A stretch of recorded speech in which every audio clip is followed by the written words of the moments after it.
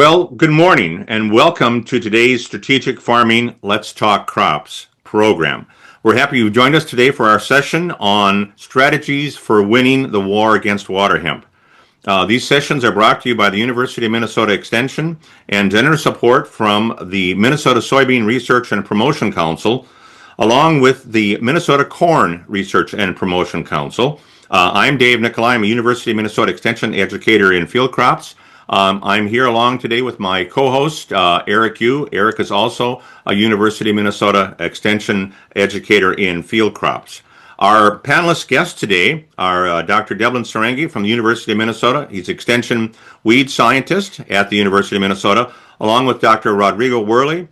Rodrigo is at the University of Wisconsin, Extension cropping systems weed scientist. So going forward, I think we're going to start out with our guest from the East here, Rodrigo, University of Wisconsin, weed science. And we also mentioned that we do have some information in the chat area in terms of links, and we'll refer to those from time to time. But Rodrigo, you have an opportunity for that. Let me know if you have any trouble sharing your screen. I believe you have a presentation, and we'll let you go first and then have some questions and then come back to Debalin.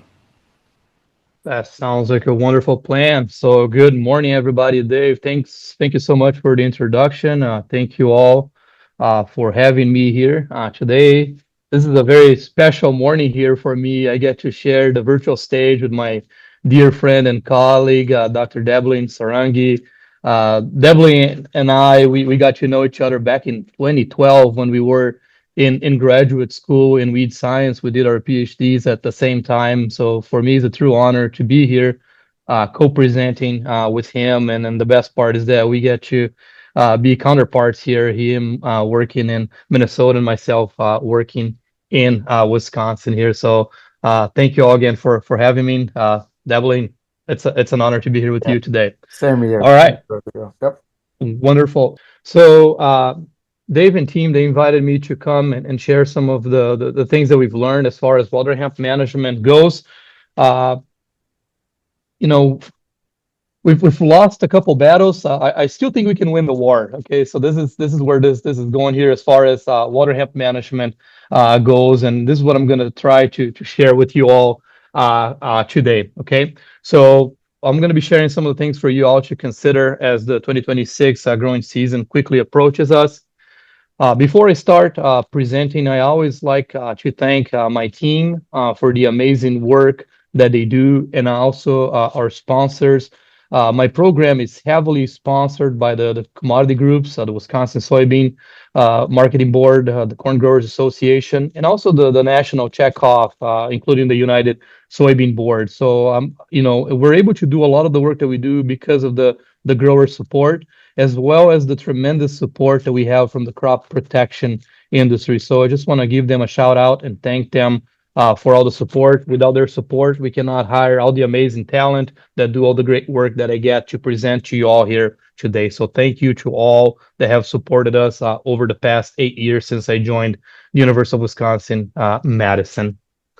So water hemp has been a focal point of our research here at the university. We do our stakeholder surveys every single year to understand what are the most difficult to control weeds, and water hemp is always the number one.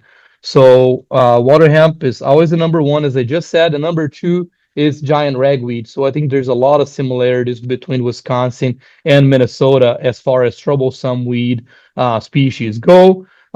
Today, I'm going to be focusing primarily on water hemp, given the short time that we have together here this morning. Okay, so in front of you here, you have some of the results that we have collected looking at resistance. Okay, so when I first got to Wisconsin back in 2018, we wanted to understand what is the current status of herbicide resistance in water hemp to multiple herbicides. So we asked our stakeholders to send us seeds, and then we did all the greenhouse work in the subsequent years. In our greenhouse systems here. Fast forward 5 years, we decided to replicate that exercise because my goal was to understand how is this profile of herbicide resistance in our water hemp here in Wisconsin changing. Okay, and that's the figure that I have in front of you. Okay, so long story short, the red bars here is what concerns me. Okay, so as you can see, we're seeing very rapid adaptation or resistance evolution in our water hemp 2,2,4-D, atrazine, and dicamba. Okay, so just to give you a little more information here, when we started doing the screenings with the 2018 populations, out of 100 plants that we sprayed, we could kill 92, 89, and 89% of our water hemp plants. Now with the 2023 accessions, we're really struggling to control them. And as you see here for dicamba and 2,4-D, about half of the plants that we apply, they're surviving now. Okay, so the message being is when Enlist trait first came out in 2020, my farmers here in Wisconsin were spraying this, Enlist post-emergence, they were having success. Right now, if you're spraying Enlist by itself, we're not seeing the level of success, and that matches what we're seeing in our screenings. Okay. The other two herbicides that I'm concerned about will be our group 14 herbicides represented by flumazafen here. We're seeing an uptick in resistance, and mesotrione or Callisto. We really need to be good stewards of our HPPD herbicides. In this case here, Callisto, we're using it extensively in our corn production systems. Okay. And you give it a couple of years here with the novel traits, we're going to start using Callisto or HPPD herbicides in our soybean platform.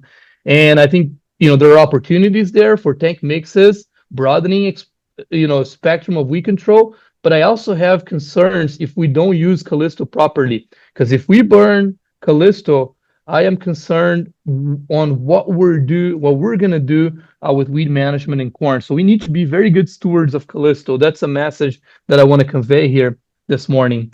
And then lastly, I always tell my growers I like to bring good news. And the good news for my Wisconsin farmers as of now is that we don't have resistance to glufosinate yet. Okay, we have not reported glufosinate resistance in water hemp in Wisconsin yet.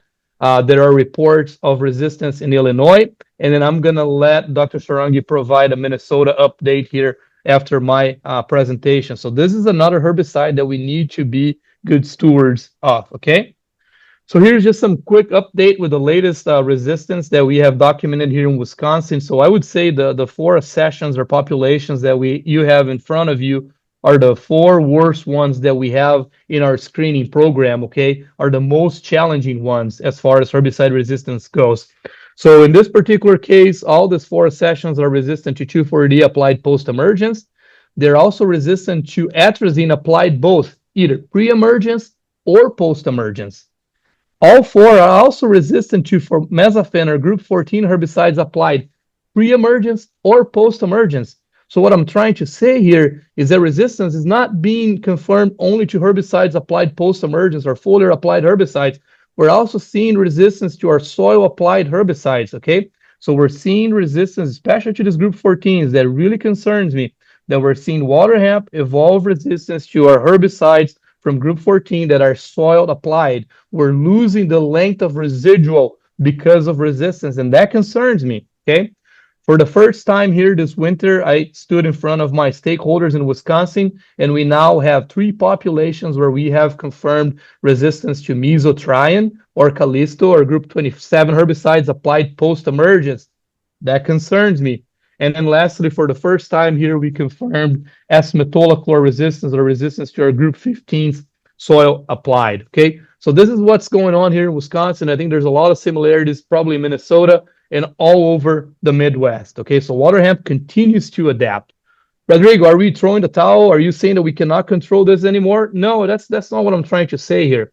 All this resistance that I confirmed there that I'm showed to you, it's happening when we're applying these herbicides alone, okay? When we're applying these herbicides alone, we're not being successful. One way to bypass there is through the use of effective mixtures. We need to be mixing our herbicides in order to obtain effective weed control. And this right in front of you all here is the foundation, okay? This is how we need to start our growing season. I'm going to be focusing a lot on soybeans here today, but my message also applies to corn. Okay, we need to start our season with a very effective pre-emergence herbicide. Just putting a pre-emergent herbicide out there is not enough. Now is the time for you, if you're a farmer, if you're a crop consultant, to understand what you're spraying. Okay, what are your plants? Go out there and check. Here I have a scenario, pictures taken 35 days after planting soybean. This is actually research that we do on farm, okay? So as you can see here, Untreated check. It's a massive water hemp. Controlling this is nearly impossible. The second scenario from the left is where we did apply a pre-emergent herbicide, but it was only a single active ingredient at very low rate. Okay? And that's problematic, as you can see there. Just having a pre is not good enough. The middle scenario is what's happening all over the landscape right now. So what we're doing here is like, okay, I have two active ingredients as part of my pre, but I'm going to use reduced rates pre-emergence because I want to come back and put more at the time of post. And I think that's a mistake that we're making, okay? I am a big proponent of going and front loading your residuals. Do not skimp on your residuals up front. This idea of saving some of your pre up front to put it with your post program, according to our data here, I think that's a mistake, okay? Because we want to be on the scenario on the far right there where we front loaded our residuals, okay? And as you can see there, 35 days in, our plots are very, very clean. There are a few weeds starting to break at that point, but that's all manageable. Whereas the scenarios in the middle here, you're already kind of losing that battle against water hemp there. Okay, so front loading of residual herbicides are a recommendation. Question that we normally get is, Rodrigo, what are the best AIs according to the Wisconsin research? This is going to be in the chat there for you, the link to this publication. So there are 5 AIs that I really like. Sulfentrazone or Spartan, Flumioxazine or Valor, representing our group 14s.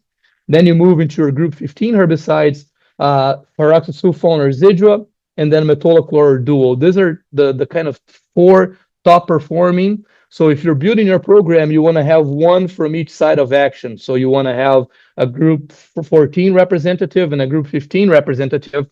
And then I'm going to talk about metribuzin here. Last time I was in Minnesota a couple years back, Dave invited me to give a seminar. I talked about metribuzin. Folks almost kicked me out of the room, right? So there's a lot of concerns and restrictions as far as metribuzin use goes in the state of Minnesota. But in areas where your soils allow for metribuzin to be used, we're not seeing a lot of crop response. And the one catch there, if you're using metribuzin as part of your residual weed control for water hemp, you need to be putting the right rate. Here in Wisconsin, we have a lot of 5 ounces, 6 ounces going out there. It's not enough.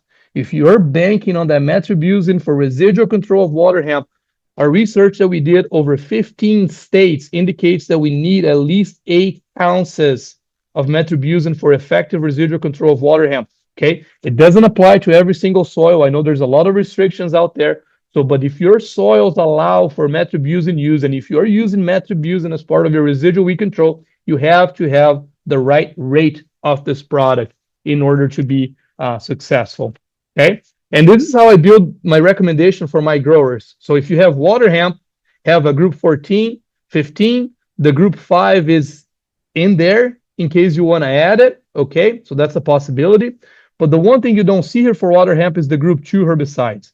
And the group 2 herbicides, they have no value for water hemp control because water hemp is resistant to them, to imazethapyr, to first rate, to classic, right? However, we're not only dealing with water hemp in our soil seed bank, and as we remove our group 2s from our pre-emergent herbicide programs, what happens is a lot of other weeds start popping up. Some large-seeded weeds, such as common ragweed, such as giant ragweed. For instance, our research here shows that a group 14 plus a group 2 together are the best strategy for giant ragweed and common ragweed. Thus, my recommendation, if you have ragweed, if you have water hemp, grasses, this 2, 14, 15 combo as part of your pre makes a lot of sense, okay? All right, why is that all important? Because of the scenario that I described. No pre, a lot of weeds, 35 days into here to the growing season. The scenario on the left is going to be very difficult to control. Water hemp has this very, very extended emergence window, right? But what I'm pointing here to you is this arrow. This arrow here shows when that picture was taken. And that's kind of that mid-June window. And if you look at my plots there, I still don't have a lot of weeds. And if there's 1 or 2 weeds coming up, they're still small. So I still have about a week until I deploy my post program, okay? So here's my message. If you start with a very strong residual early season, all you're going to need to do is deploy an effective cleanup post pest. There is no need for additional, loading the system with more residuals at that time because it might be late for that, okay? So assuming you're in a scenario like this, strong pre, effective cleanup, post pass is what you're going to be needing. Rodrigo, I'm thinking about my post pass now, what you do. Vast majority of my soybean acres here in Wisconsin currently are enlist acres, right? So the big question is, do I go enlist? Do I go Liberty? How about mixing? And this is some work that we did a couple of years ago and shows that when you mix the two chemistry together, we are seeing more effective and more consistent control of water hemp. That's the data that we have in front of you here today. So mixing these two strategies being very important for effective post control. If we were all in the same room, I would pause here now and I would ask you, who's carrying the load when I'm mixing these two herbicides together? Okay. And I think most of you would tell me it's probably the Liberty, right? And I will agree with that. So here's where I pose a question to you. So if we know that Liberty is carrying the load in this two-way mix, and Liberty is going to continue, or generic glufosinate, whatever that might be, is going to continue to be incredibly important for post-emergence weed control in soybeans moving forward. And we're also going to see some shift now towards corn. Okay. So how can we optimize glufosinate? Okay. I think that's one of the main things I want to discuss here today. How can we be successful with glufosinate? The first thing is that application time. All right. This 2A mix that I just described in list 1 plus Liberty works really well, but it works really well on small weeds. If you have weeds that are way past 6 inches in this case, this is what ends up happening. I mean, you twist it and then it comes back and it comes back mad at us, right? So that's a normal scenario when we miss the window. So my message is do not delay that application, because the more you delay, the lower the likelihood of success. The other thing that we're learning with our research too, and this is one of our PhD students that just defended, Nicola, presented some of this work last week. It's just kind of mind-blowing. It's kind of common sense, but also mind-blowing, is the more we delay our applications, the more our crop is growing. And the more our crops and weeds are growing, the more they're going to be intercepting your spray solution. So if you have smaller plants kind of growing adjacent to your crop rows, or if you have smaller weeds growing underneath another big weeds, those weeds are being shielded, and then they end up being exposed to sublethal rates of herbicides, and that's a major problem. And that's why we don't want to delay our applications, because the more we delay them, the more spray interception occurs, the less the rate of the herbicide that we'll be getting in these plants or parts of plants that are shielded, and that is problematic. Okay, so keep that in mind. Rodrigo, what else can we do? This is in our control, right? So we know the Liberty likes sunshine. We know the Liberty likes high temperature. So let's try to pick those conditions for spraying. But these are things that are in our control here. The first one is selecting that formulation. And this is going to be part of the research report that you all have access. So deciding that formulation is very important. I'm not here in the business of promoting one formulation versus another, okay, of glufosinate, but I want you to give some thought to this, okay? Because if you're buying some of the cheaper, like generic glufosinate, you will probably need to understand what kind of additional adjuvants you need to add, okay? Because there's a major difference in efficacy as far as formulations go, okay? So on top here, this BAS 10002, that's straight glufosinate. That's not formulated product, okay? And as you see here, this is lamb's quarters control 28 days after application. Lamb's quarters is this perfect bioindicator species for glufosinate. So what we're seeing here, a non-formulated glufosinate doesn't provide control. And then we have 3 different products here in front of you, and you see differences there in the sense that Surmise provided the least level of control, and Interline and Liberty Ultra provided equivalent levels of control. So formulation matters. The next aspect, and this is something that I really want you guys to pay attention to, is AMS. There's a lot of farmers that have stopped using AMS with their post-emergence application because they're being recommended some AMS replacements. And I think that's the biggest mistake, okay? When you're spraying Liberty or glufosinate, you must have AMS in that tank. That AMS is conditioning the water. That's the first thing. Second thing, that AMS is a source of nitrogen that increases uptake and translocation of our foliar applied herbicides. Second aspect. The third aspect, glufosinate control weeds in parts because of the accumulation of ammonia. When we're spraying our herbicide with AMS, there is additional ammonia being provided. So those are 3 reasons why AMS is so important with our applications of glufosinate. You can absolutely have these additional adjuvants that are being recommended to you, but do not skimp on that AMS. Okay, so keep that in mind. And then lastly here, as far as making those selections go, is nozzles, right? We're always concerned about coverage. We know coverage is very, very important. I have a neat scenario here in front of you, left versus right. Same GPA, same nozzle, same boom height and spacing. But if you're paying close attention to the card on the right, you've probably seen that the coverage there is not as uniform, and that's exactly my point, okay? So as you see here, the droplet coverage in this card on the right is highly variable, and the reason for that is because that nozzle was slightly clogged, okay? When we did the catch test, we couldn't catch that. We only noticed that when we use the spray cards. What is my point here? We're spending a lot of money on our herbicides, and sometimes we forget to perhaps just put a new set of nozzles there. That can go long ways to optimize coverage. And then just to wrap it up here, because we talked a lot about herbicides, and herbicides alone are not going to get us out of the resistance problem, right? So what else can we do? My research group, we have done a lot of work looking at cover crops. Cereal rye can be very, very helpful at suppressing water hemp. The big question that we've had over the years is how much biomass we need. So one of my former PhD students, Dr. Nunes, did extensive work. And what we learned is that we need about 4,500 pounds of dry matter of cereal rye to suppress water hemp by at least 50%. I know you all are not going to be taking soil or biomass samples there. So we have a good proxy here for you. And this is some of the work that we even did with collaboration with Eric and Dr. Sarangi here. So we have some of the Minnesota data behind this. We have a beautiful correlation between biomass and height. Okay, so what we're learning from our work here is that about 30-inch tall rye equates to about 4,500 pounds of dry matter. Okay, so when you get that amount of cereal rye biomass, that works really well to suppress water hemp, and that works really well in a soybean ear. So after multiple years of research, this is kind of our recommendation. Cereal rye at 30 inches tall.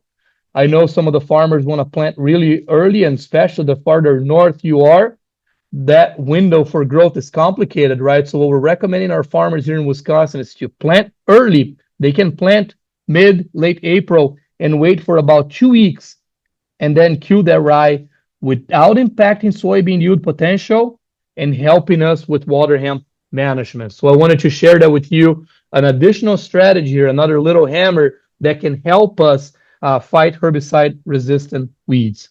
So with that, I'm going to stop my presentation here. This is my contact information in case you have questions. Okay, so I'm just going to leave this here for a couple of seconds, and then I'm going to stop sharing so Eric can come back, and then we can then transition to Dr. Sarangi. So again, thank you so much for having me here today. Okay.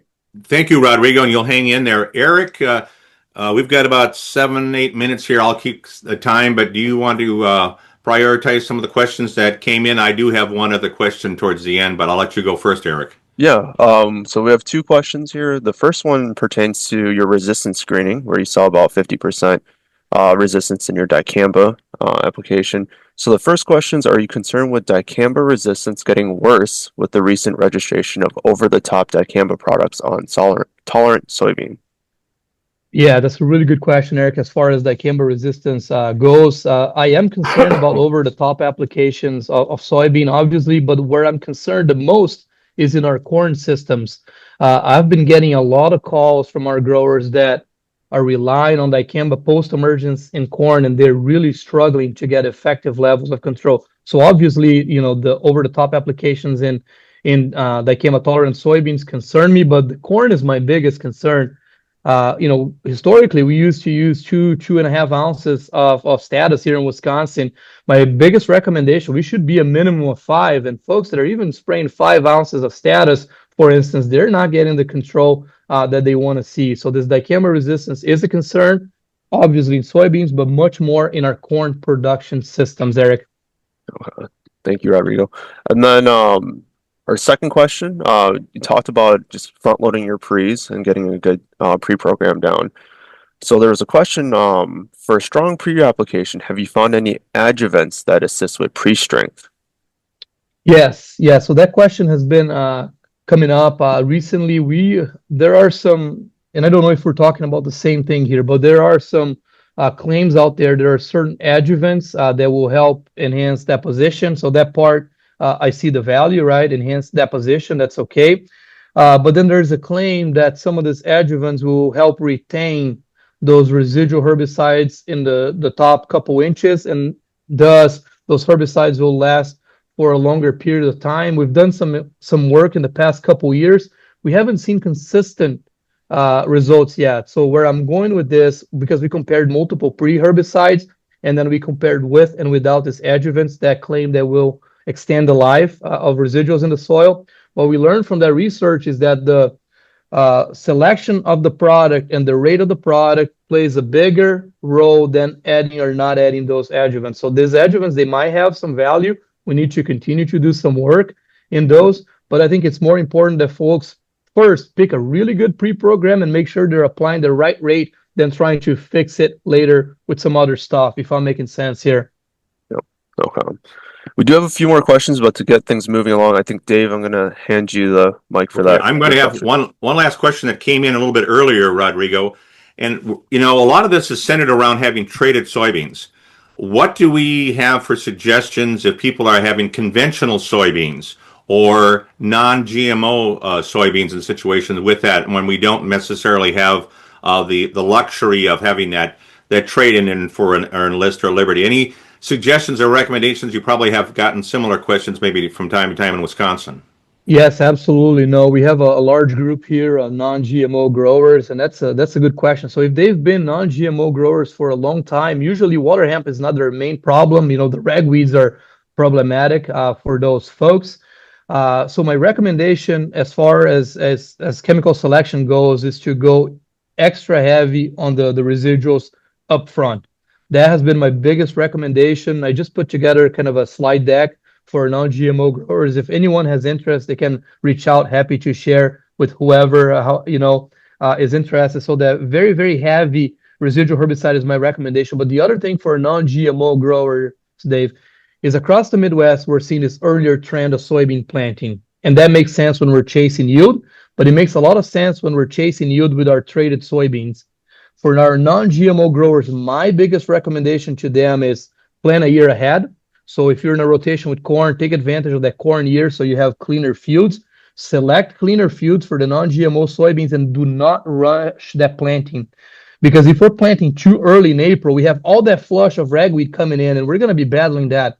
If we delay planting by mid-May, sometimes we're not losing all that yield potential, and we have a little wider window here to burn down a lot of weeds before crop establishment. So my main recommendation for the non-GMO growers, don't plant too early and go very, very strong with your residual herbicides, because when the postseason comes, we're limited to our Flexstar, our Cobras, and our Clatodim. So we know what we have in our hands is limited. So upfront, delaying that planting a little bit so we can eliminate as many weeds as possible before the crop is up. Okay. Very good. Well, you hang right in there, Rodrigo. I'm going to switch back to Debalin. If you want to unmute yourself, and you can go ahead and share the screen. I think you have some announcements to make and some other strategies as well. Thank you, Dave.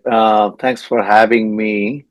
So, good morning, folks. So today I'm going to talk about a recent development from Minnesota side, which is Liberty-resistant water hemp. So, last few years, like last 5-6 years, we have been screening the water hemp population for any resistance development, and so far the results was looking good because we didn't detect any glufosinate or Liberty resistance. So that was the only one which was working consistently for pretty much all the water hemp population we have tested. But recently, 2 years back, we got a lead from a farmer, and we followed up with him with some field trials, with some greenhouse trials. And this is pretty much like a brand new result that I'm going to show you. It's kind of hot off the press. So First of all, I would like to thank the graduate student Navjot because, when you work with a farmer in a little bit distant location from the campus, and you have to work with a lot of different logistics regarding planting, harvesting, and management of the field, and he has done an incredible job. So thanks to him, as well as thanks to our Minnesota soybean growers, because they have funded this research for last 2 years. Without their consistent support, we cannot show this result in front of you. So just to give you a quick recap, so water hemp is a small seeded broadleaf weed, and the seed size, if you're looking for the seed size, let me bring up my pointer here. So those black dots, those are the water hemp seeds in terms of if you compare with corn and soybean seeds. And the water hemp seedlings, they usually emerge from the top 1 inch of the soil depth. So that means they mostly emerge from the top layers. And if you leave a plant and that plant gets enough resources, that can produce more than 1 million seeds. Okay, another quick recap regarding water hemp biology is water hemp is has a prolonged emergence pattern. So this is the data from Eric when he was a graduate student. So he conducted this research to find out when water hemp emerged, and this data from one location, which is Rosemont, Minnesota, close to Wisconsin border. So if you see 2022 and 2023, we have 2 years of data. In 2022, the first observed seedling was 24th of May. However, in 2023, it was 15th of May. Then moving forward for the 50% emergence, in 2022, the 50% emergence has happened by May 27.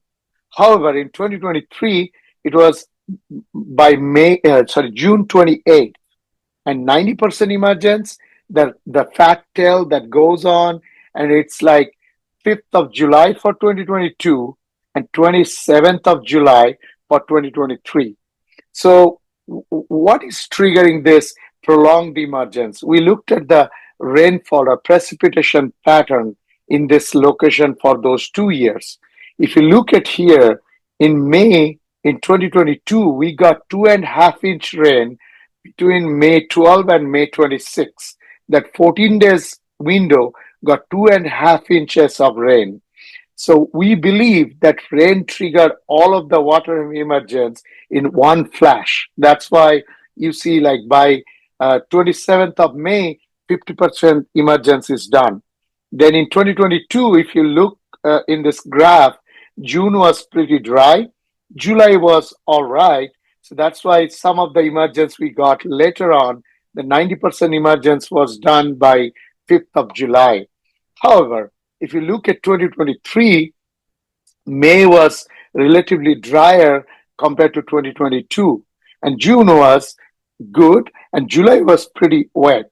So that's why you see that emergence was extended from 15th of May to 28th of June for the 50% emergence.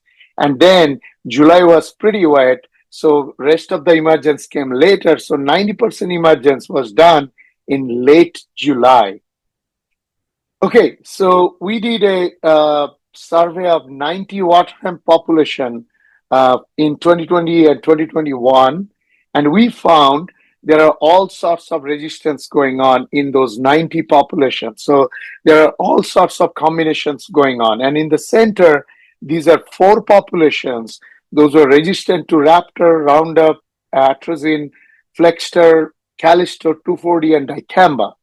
And only herbicide that was working for those 4 population was the Liberty. So Liberty was working really well. So we consistently giving the warning to the people that, okay, please don't break this option, because the Liberty, we need this option. And these are some of the Minnesota crop news article we put in last few years. And you can scan this QR code for like getting into that article. So despite giving this warning, in 2025, when I was visiting some of the field, we saw this scene. So In the left-hand side picture, you see there are a strip where the wheat, probably the water hemp was escaped because some sort of spraying error. And then the farmer came back with Liberty and Enlist as post-emergence. And you see probably those water hemp was like 1.5 feet tall. And on the right-hand side, the same pictures, the tall water hemp you sprayed with Liberty and Enlist, and you get like a little bit suppression, but the weeds are just doing fine.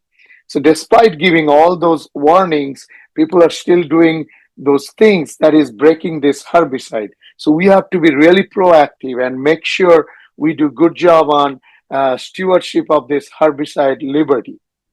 Okay, so 2 years back, one of our farmer in Dodge County, Minnesota, contacted us regarding some sort of Liberty failure in his field. And immediately I asked him, okay, can you do me a favor?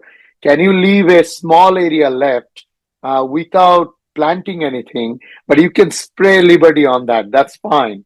So what he did is when he sprayed his corn, he sprayed Liberty 280 at 36 fluid ounces all over the field, including this fallow area.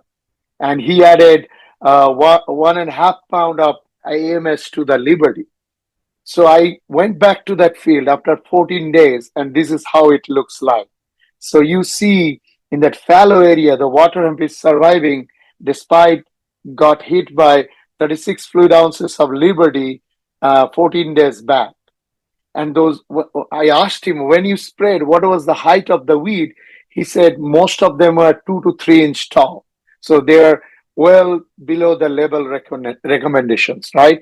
So I took some pictures, how they look like after 36 fluid ounces of Liberty, 21 days after, okay? So this is the scenery in this plant. And if you look very closely here, those plants were hit from the top, and the top is burned, but the plant is growing from the bottom growing point. So basically it is branching. So Liberty resistance, I spoke with my colleague in Illinois because they have recently confirmed the same thing. And we had a chat, they saw the same thing. When you spray Liberty, you'll burn the top off, and then the water hemp will kind of branch and come back. So this is how it looks like in that field after 21 days of Liberty application. So we took some seeds, we did a greenhouse dose response bioassay. And here in the x-axis, we have the glufosinate dose in active ingredient per hectare. And y-axis, we have percent survival, like how many plants out of 20 or 25 plants that we tested, how many plants are surviving, okay, in the greenhouse. So the red line is showing the resistant population, and the blue lines are showing two sensitive population. So if you look at this dotted line here, this is 32 fluid ounces of Liberty that we consider probably the 1x rate. And at the 1x rate, about 60% of the plant from that population is surviving. However, the interesting thing is here, when you spray 2 times the labeled rate, which is 64 fluid ounces, you got almost all of them killed. So that means the resistance level is not as high as we thought. So probably if you increase the rate at this point, you can control. But I don't know how long this strategy will work. So when we compare that with the sensitive population, we found the resistance level is threefold. So that means your sensitive population is 3 times less tolerant than your resistant population. So the ongoing work, Navjot is following up with this population. So he did some sequencing of DNA. He didn't find any target site mutation. So most likely it is not target site mutation. So most likely it is non-target site. So non-target site, it could be the metabolic resistance, it could be lower absorption or translocation. So we are trying to figure that out. And this is the picture from the greenhouse. So on the left-hand side, you have the resistant population, and the right-hand side, 2 columns. Those are the sensitive population 1, sensitive population 2. So the first top row is the half X, which is the 16 fluid ounces of Liberty.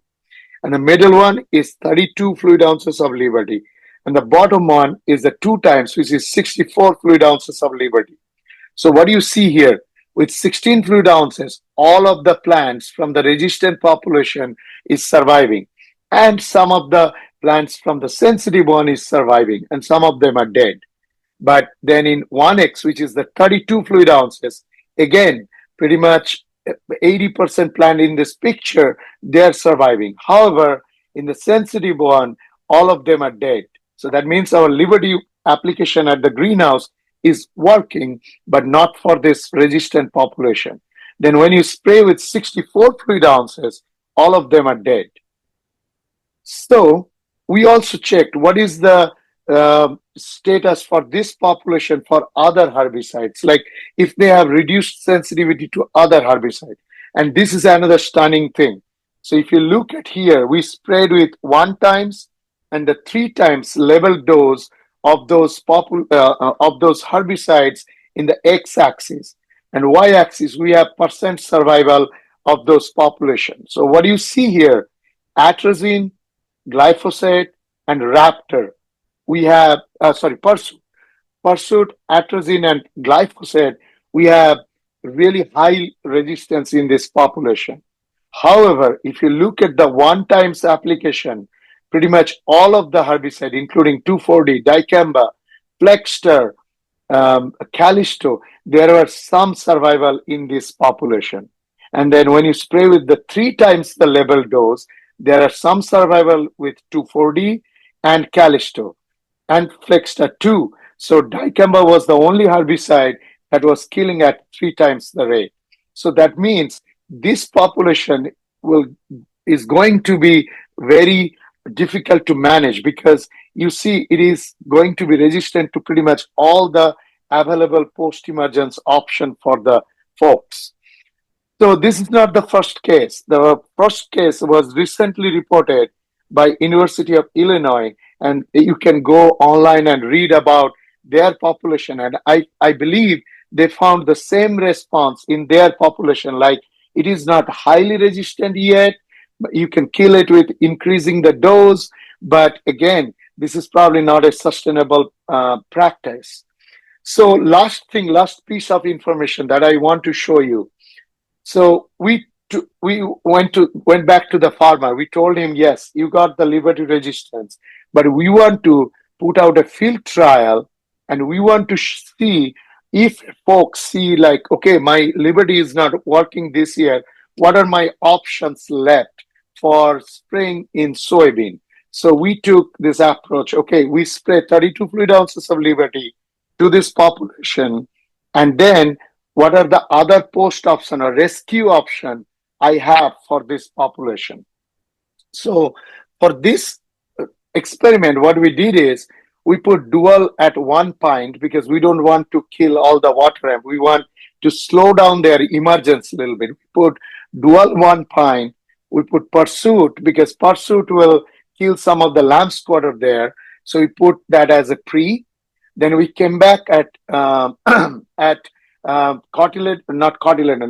unifoliate stage with Liberty Pass, which will be 32 fluid ounces of Liberty, and we tank mix that with Warrant at 1.5 quart rate, because we don't want any more emergence. So we want to spray the Liberty, and we want to work with those injured plant that is resistant and that is growing back.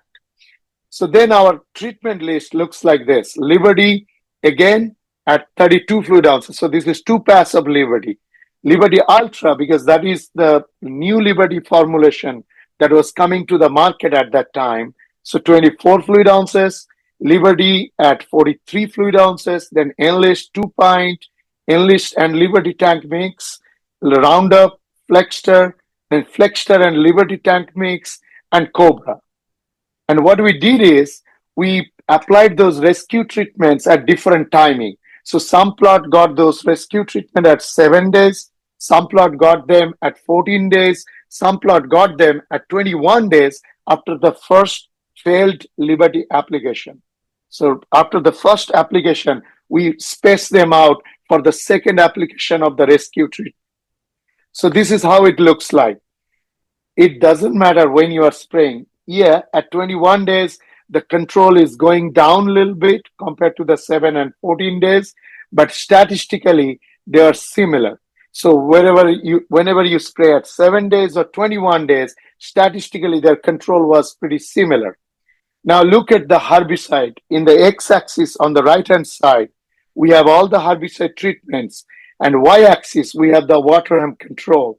So let's take out all the bad treatments that didn't work out. So second pass of Liberty, that didn't work out. It gave only 80% control. Then 2,4-D, it gives us only 60% control.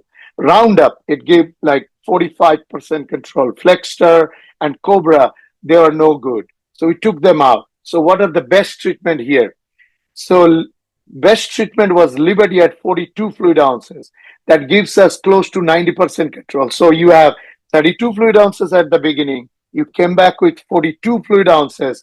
That was the best treatment in this case. And then Liberty Ultra at 24 fluid ounces, second pass, and Liberty and 2,4-D tank mix, and Flexter and Liberty tank mix. They are the best treatment out of this list. So this is the picture. So no post-emergence after the failed Liberty. You see a lot of waterhemp is surviving on the left-hand side. Middle one, second pass of Liberty 32 fluid ounces. Still waterhemp escape is there. And the right-hand side one, it is the 43 fluid ounces of Liberty after the 32 fluid ounces of failed application. And this is the Enlist one. And right-hand side is Enlist and Liberty. It is pretty clean with the Enlist and Liberty. So probably when you tank mix Enlist and Liberty, you get that additional benefit instead of putting only Enlist.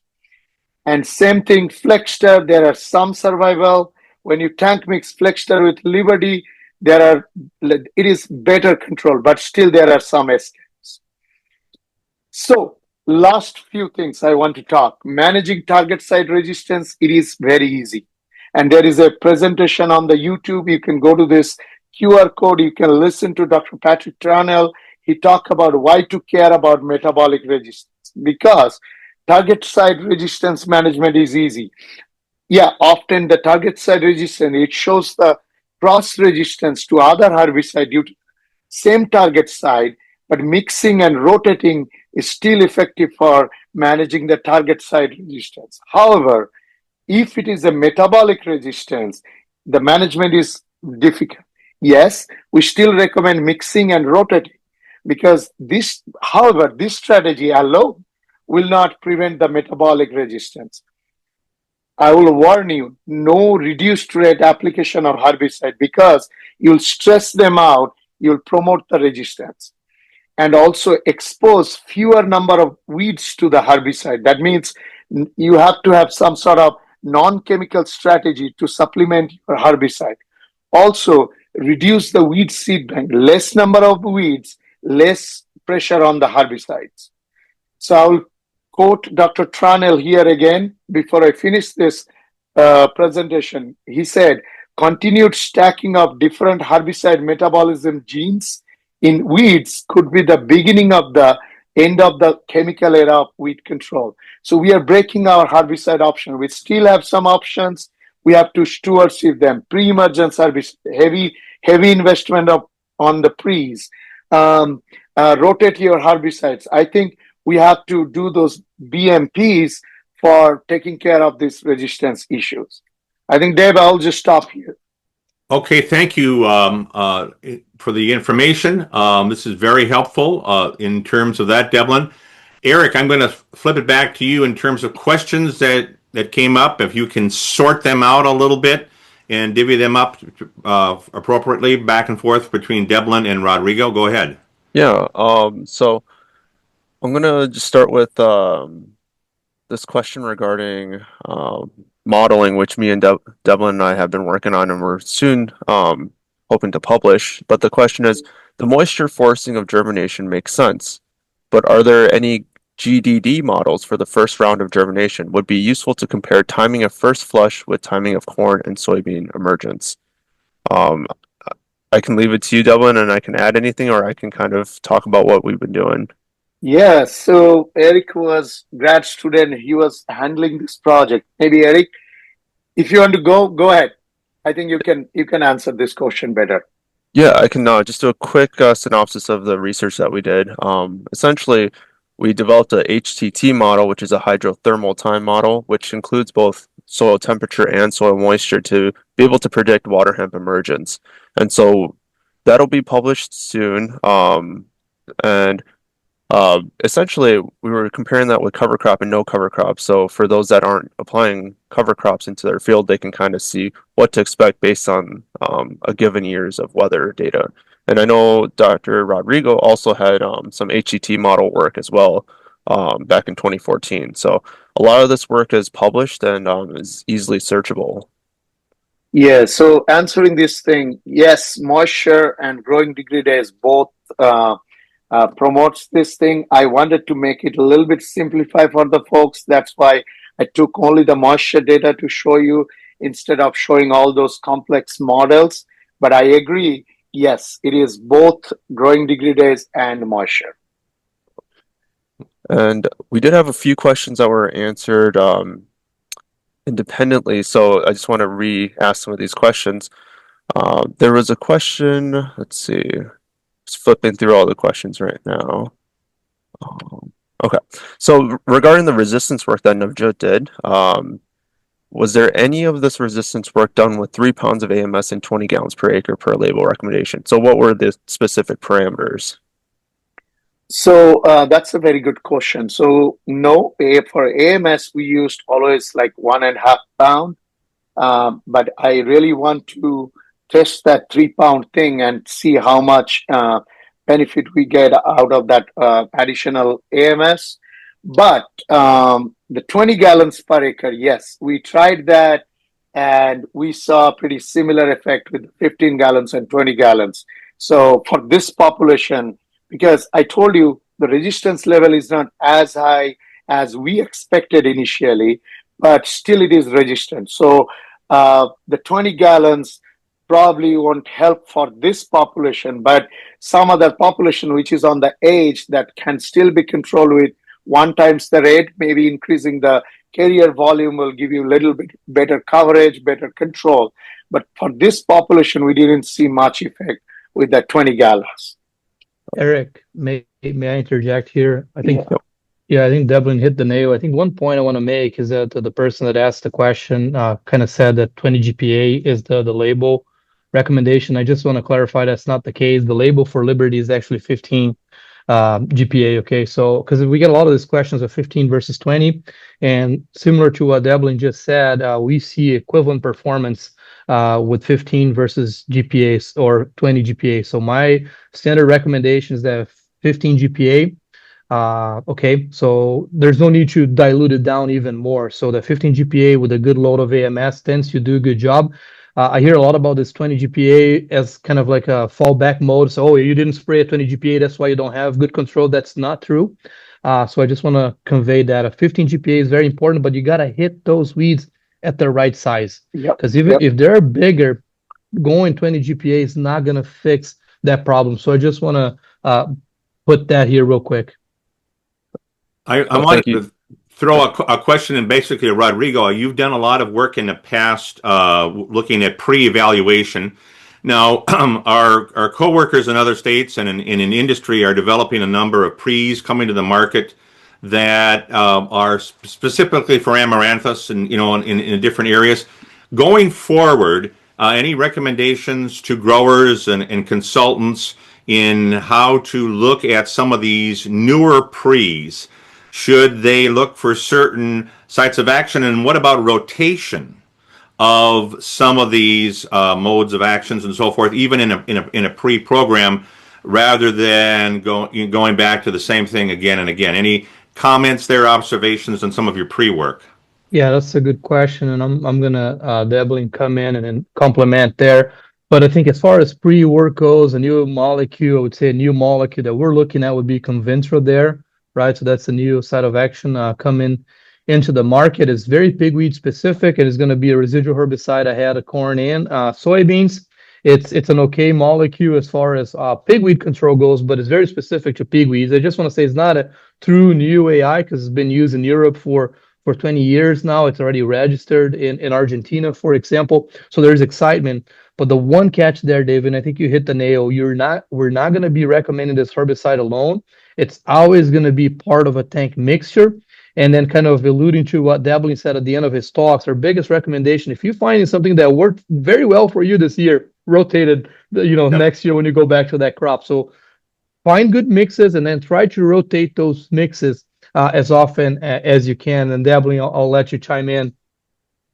Yeah, I mean, I agree with you. I mean, if you can put less pressure on your post-emergence, you'll have more time to for the weeds to become resistant to them, right? And also, I saw there was a question that what kind of non-chemical tools we are recommending for reducing the selection pressure. I mean, there are multiple tools that folks can try at different time in the season. So Rodrigo talked about the cover crop. So we have seen like tweaking that cover crop management, especially in soybean. It's very helpful for early season weed control. So if you can control 50% of your waterhemp or even like 20-30%, still less number of weeds you are dealing with. And then sometimes weeds are small because with the cover crops, sometimes they come late because of the shedding effect. So that helps with your, that's buy time for your post-emergence. And we have tested, Dave, you were part of that. We have tested the harvest weed seed control, which was part of a big multi-state project for Grow IWM. And what we have found is water hemp is one of the species that is suitable for harvest weed seed control because it retains 60 to 70% seeds on the plant at soybean harvest. So that means you have chance of killing those 70% seeds from the escaped plants. So that means next year you have to deal with 70% less number of weeds if I put the math in a simple way. So there are management practices that you can include to reduce your selection pressure from the herbicides. Great. Eric, more questions? Anything else that you've gleaned from Just on the topic of cover crops, and I know, Rodrigo, you answered someone individually in the chat regarding heavy residue or just residue of cover crops and its interception of pre's. Is there any concerns there? Yeah, that's a really good question, Eric. So interception is indeed a major concern. However, every time we've done this work, we've seen a good interaction where we have very heavy pigweed. If we have good amount of cereal rye cover crop biomass, the 30-inch tall that I'm talking about, with an effective pre, that's when we see better control of pigweed compared to either alone. And that might be counterintuitive because of all the interception. So where our research is going now, and this is where we're spending a lot of our time, we want to try to understand out of the multiple active ingredients or herbicides that we can use, which ones are more compatible with this high cover crop and even high no-till biomass systems, right? Which are the herbicides that are more likely to be washed off and actually make their way to the soil. So we're looking into that. If folks give us another 6 months here, we hope to have some better recommendations, but we got to be looking at the solubility of those products. If you have products that have very low solubility, they're not as likely to travel through. So there's several parameters there that we're looking into, but that's a really good question still, because there's this misconception that if I have biomass of cover crops, I don't need a pre, and that's a mistake. Our message is have the biomass in there to help our pre's stay effective. And now we're doing some work to see which pre's are more likely to travel through. And then just to wrap up my thoughts here, there was a quick question about integrated strategies, right? Debalin talked about cover crops, talked about the seed structure, and then there was a question that came directly that I answered, was the row spacing. Can row spacing help with water hemp? And I think all of us here would agree, yes. Narrow row spacing is a phenomenal strategy. If you have 15-inch soybean versus 30-inch soybean, you're going to be closing canopy at least 10 days sooner in the growing season. And for late season water hemp suppression, is all about canopy formation. So narrow row soybeans can certainly help with the water hemp management challenges that we're seeing out there. And just to add with that, Rodrigo, we have multiple years of data that we have found in the narrow row. either the yield increased a little bit or soybean yield increased a little bit, or it is same as the wide row. So that means there is no setback for having the narrow row. At least we have data for last 4 or 5 years. Yeah. So the bottom line is to keep looking for some publications and information that comes out. We mentioned about the research report from the University of Wisconsin that's in there, reports, and then Debalin has indicated that we will have some more crop news publications, a little bit more about on this Liberty announcement that we did have today, as well as other strategies going forward. So for both states and listeners in both states, you want to look at those publications and stay tuned in those particular areas. So we want to say thank you to both of you, and thanks to Eric for helping to keep track of the questions today. And then finally, we want to thank all of our sponsors, the Minnesota Soybean Research and Promotion Council, along with the Minnesota Corn Research and Promotion Council.